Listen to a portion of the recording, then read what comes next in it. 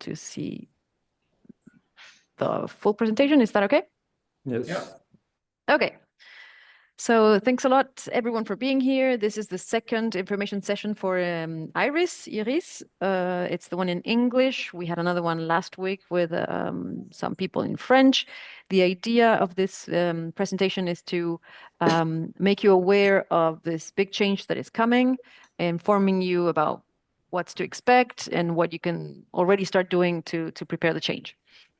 So IRIS is the the Institutional Research Information System, so IRIS, which is the system that will replace Serval from this summer on. So what is IRIS, the program, where does it come from, and what are the objectives? So IRIS, it basically is the research component of the Transnome Initiative of the Direction, which is an initiative to modernize and digitalize processes of the university. So IRIS became the Transnome component of this initiative. But why did it become the component? Because basically we needed to decommission Serval as soon as possible, because it runs on an old software. It's not maintained anymore. There are no more patches anymore. So it is a risk, security risk. We did POC, a proof of concept for choosing which software we're going to use. And we decided for DSpace. DSpace, as you can see, is clearly the software that is used today for institutional repositories. And on top of that, there's the possibility of having this CRIS component, which adds more functionalities to the basic DSpace, which we were going to use anyway. So we just figured that if we use the CRIS version, then we would have already gained some time in development. So if you can see, if first of all, before we go to the detail of the program, let's introduce what a CRIS system is. What is IRIS? What is a CRIS system? So a CRIS is a current research information system, which stores and manages data relating to research carried out at an institution. That's a fancy definition, but just in a nutshell, it means we have a place where we can store information about research and we can connect that information. That's the important part. So you can have sort of like an ecosystem of research from Madame Recherche, where you will see her institutions, her publications, her collaborations, her grants, her data, her conferences. So the most interesting thing about a CRIS system is, of course, these links that we can do between the elements.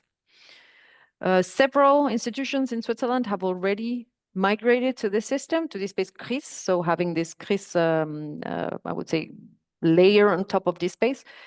We have in Saint-Gall, the university and the teaching education university, both have already migrated. You can see here in the teaching education that they have several entities, not only the publications, they have the people, the units, the research data, the projects, and the publications. So they already have several entities in there. Then we have also Bern, who has moved to DSpace CRIS, and recently also our neighbors at EPFL, they've also migrated to DSpace CRIS, but only for the publications in their case. So what are the benefits of this kind of system? The main benefit is that everything is in one place. So all the information, all the research information, publications, projects, funding, profiles, everything is in one place, which means you can easily retrieve the information, but you can also easily enter the information. So the users would only have to learn one interface. And then once you know that interface, it will be the same thing for either your projects, your funding, your profile, or your publications. Therefore, we would decrease double entries. We wouldn't have to repeat things like we would maybe in Serval and UNIL. So it's really one place together. You have a global vision of research activities for the institution. You see the collaborations, you see the links, which are harder to see when you have not connected or disconnected software like that. There's a big interoperability with this kind of software because it was built for that, and it is an open source software developed by a community which sees the interest in being able to connect to other external tools like ORCID or OpenAir, which is a set of standards that we follow with the IRIS. And also, you can, of course, still do open access like we do today with Serval in IRIS. You will be able to share your publications as per your mandates for sharing your books or articles. So what is the roadmap? How is it going to work? So far, the roadmap looks like this. We have a program, which means there are several projects within the program. The first program is the current one, the one with publications. So the one where we're going to decommission Serval and going to move all the publications to IRIS. The second one is the one about researcher profiles, which is the one in which we will decommission Uniscience and everything will be moved to IRIS. And after that, we have two more in the pipeline, which is the one with projects, finance, fundings, and calls, so research calls. And also the one about research outputs. So we call it produit de la recherche. It means anything that comes out of a research project, but it is not a publication. So it could be code, it could be images, videos, web pages, anything that comes from data as well from a project, but it's not a publication. Just a little caveat with the data. We stock the metadata of the data, so we can describe what the data is about and where it is stocked, but it won't be stocked in IRIS. So IRIS is not a data repository. And then we have another phase of developing all of these projects that I've just mentioned. And of course, at a certain point, we'll just have a steady state and we will be just maintaining and improving IRIS on a regular basis. So the first project is Serval X, that's the code name for the project. What were the objectives of this project? The objectives were, of course, to migrate all of the data that we had in Serval. So we're talking about around 200,000 publications that were stocked in Serval. So removing all of that, and of course, without losing any of the information that we had.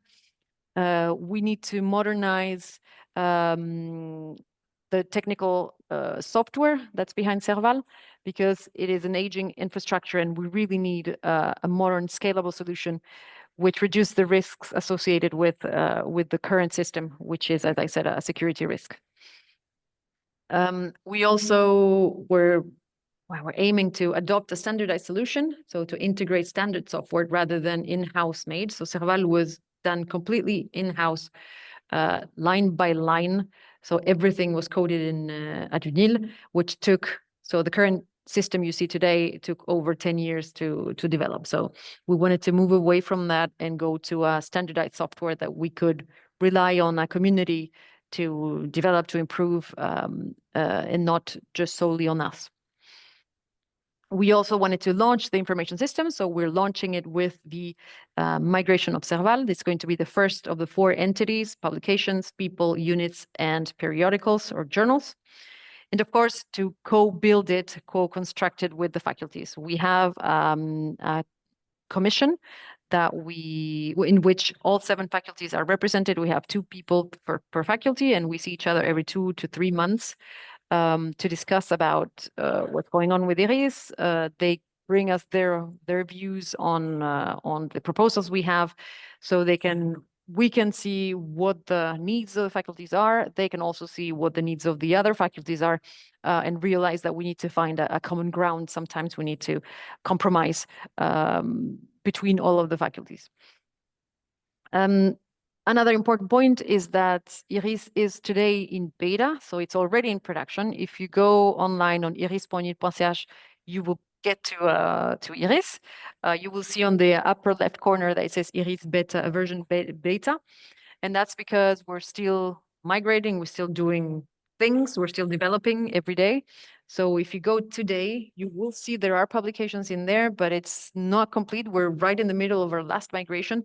So you may find that some links are missing. That's normal because when we migrate, we first migrate the metadata and then we enrich that metadata to put all the links in there. So it's normal if you don't see the links in the publication, so don't be scared. Come back in a couple of weeks and you can check it again. But this is what it looks like. So to the left, you have the main landing page where you see the main collections, people, publications, units, and journals. The center one is the page of one publication. So it's the standard detail view for one publication. And on the right is the standard detail view of a person's profile. You can see it's very limited so far, and it's normal because we haven't yet started the UNIScience project, the project for bringing the profiles of the people into IRIS.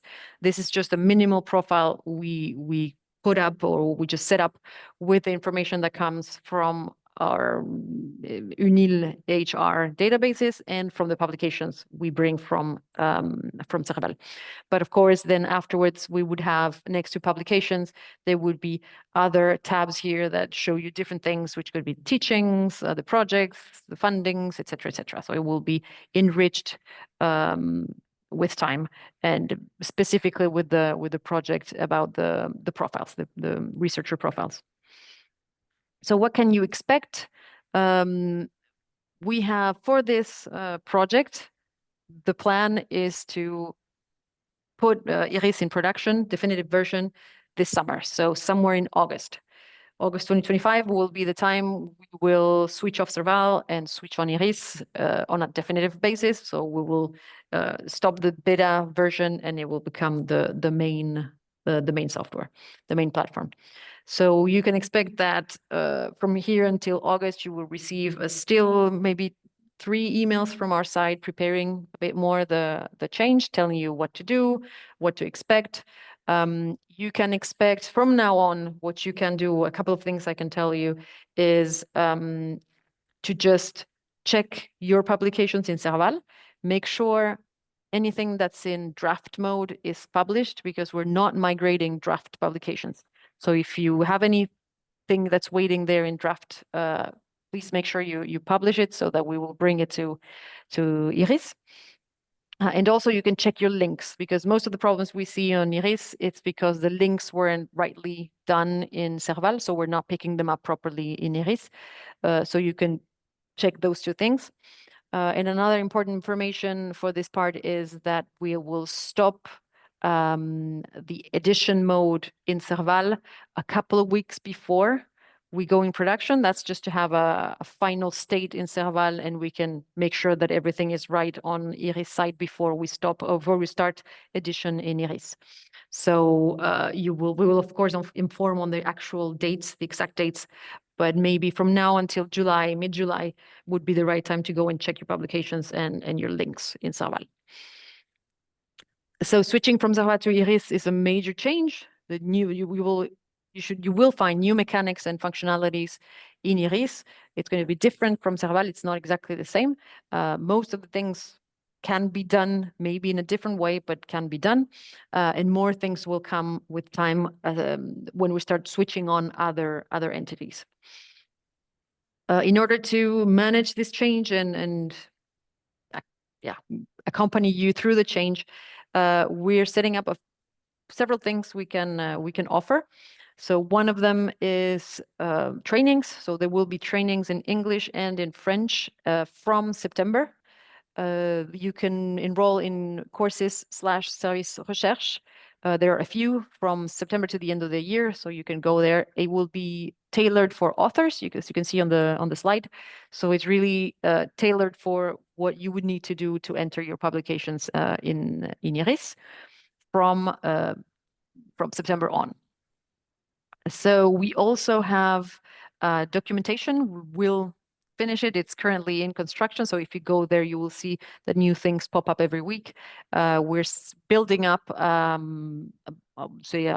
user guide in English and in French as well. There's no English version yet. We're going to finish the French one and then translate everything into English. But the French version is already under construction.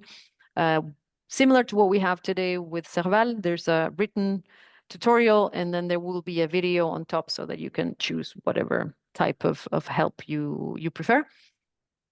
Of course, there will also be assistants available to answer questions and solve any problems. You can either go through your faculty contacts, which will be available in the wiki that I just showed before. So you can see who in your faculty can support you, and if there are any, I would say, more complicated questions, they will contact us. And of course, this email is also available to you if there's no faculty contact, or they ask you to contact us directly.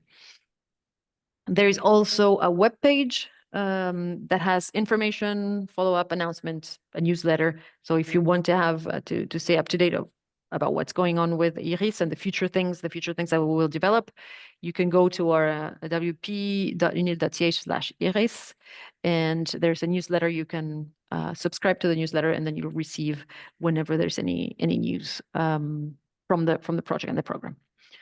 So that's pretty much the end of the presentation. I will now stop sharing, and I will stop the recording. So